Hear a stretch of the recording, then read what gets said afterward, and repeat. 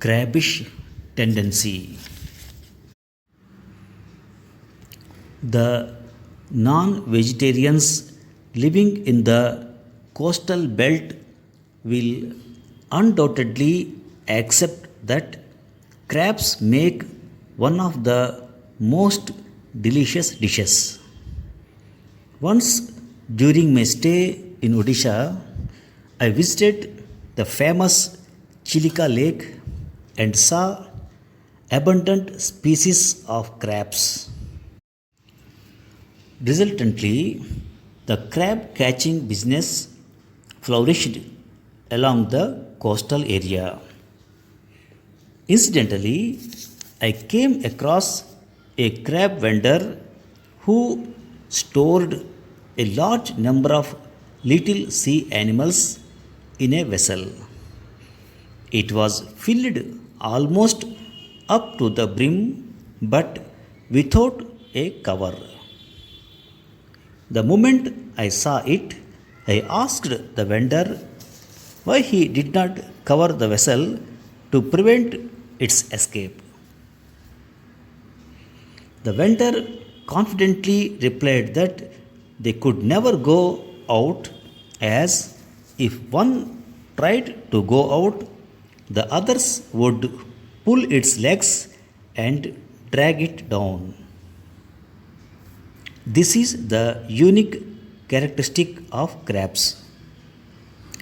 Such crabbish character is not uncommon in humans, though they are endowed with reasoning, understanding, and wisdom. Recently, one of my friends shared with me an incident.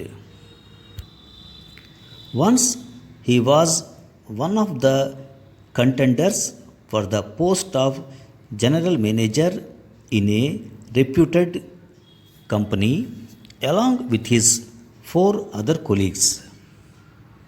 In the race, all tried their best to collect the negative information about one another and each played dirty games to block the elevation of others. Ironically, another executive who was not in the mess of race came forward and filed a case against such appointments, and the process got stayed for an indefinite period. This leg pulling practice is prevalent everywhere, whether you like it or not. The phenomenon is widely seen in political organizations or big corporate houses, government offices, or religious setups are also no exception. Generally, in these fields, there is a wide chain of individuals at the bottom level, and such crooked practices are less. But as this chain gets shorter at the top level, massive leg pulling takes place. This crab like human nature is not an outcome of modern lifestyle, but it has been showing its ugly face from olden days as well. At this point, I would like to mention such an incident that happened in late 19th century with the great spiritual personality of our country, Swami Vivekananda. Swamiji greatly inspired the masses of the world with his spiritual thoughts, his philosophy of life, and his charismatic personality. His speech in 1893 at World Parliament of Religions at Chicago had a deep imprint on the hearts and minds of the people of America. The fame of Swami Vivekananda spread along the length and breadth of USA and Europe instantly. Pratap Chandra Majumdar, who was lived between 1840 and 1905, one of the leaders of Hindu reform movements in Bengal, was the contemporary of Swamiji. He also happened to be in America for addressing the Parliament of Religions in Chicago in 1893 as a delegate of the Brahmo Samaj. When he saw Swamiji and heard about his popularity, which was spreading like bonfire, Mr. Majumdar developed acute jealousy against him. Mr. Majumdar was also a distinguished personality in the socio spiritual life in Bengal in those days. But amid the widespread popularity of Swamiji, he did not receive much recognition from the American people. He decided to wash off the impression of Swamiji on the masses of Chicago.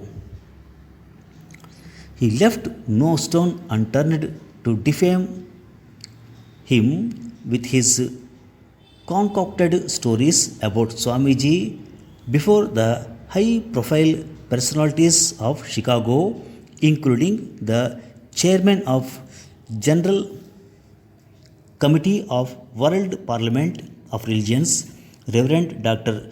John Henry Barrow. What happened next? Mr. Barrows, who was a great admirer of Swamiji, became his bitter critic in later years. He misunderstood and developed dislike towards Swamiji. He was so angry that he had decided not to even cross the sight with Swamiji. The great saint of our country was deeply hurt but overcame the adversity with his honesty and purity of mind. In fact, there are two ways of winning a race. Either you have to run fast in comparison to other competitors, or you have to pull the legs of the probable winner. The second path is comparatively easy and widely practiced by the crab hearts. The winner has to pave his own path considering all such odds and hurdles. Along with performance and perseverance, one has to learn various damage control techniques to overcome the crisis. Thank you for listening.